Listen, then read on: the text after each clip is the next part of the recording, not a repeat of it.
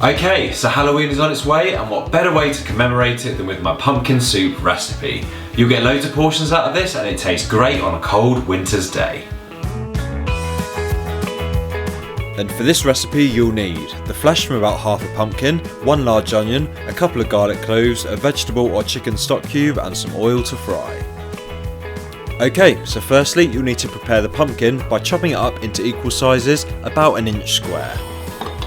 Now you'll need to get yourself a saucepan that's going to be big enough to hold all of your pumpkin. Stick it on the hob and then half fill it with boiling water.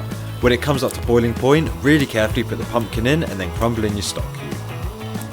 Mix the contents until the stock has dissolved into the water and then bring it up to simmering point, stick the lid on and then leave it to simmer away for about 10 minutes. Whilst the pumpkin's simmering away, we can prepare the onion. So peel it, slice the ends off and then roughly chop it into chunks. Then also take your garlic cloves, peel them and then roughly chop them into chunks as well. Now heat another saucepan on the hob, put in some oil and then fry the onions and garlic for about 5 minutes. And when they're done, take them off the heat and put them aside. After about 10 minutes of simmering, your pumpkin should be done, but check by sticking a sharp knife in to make sure they're cooked till they're tender. Then take the pan off the heat and bring it over to a blender.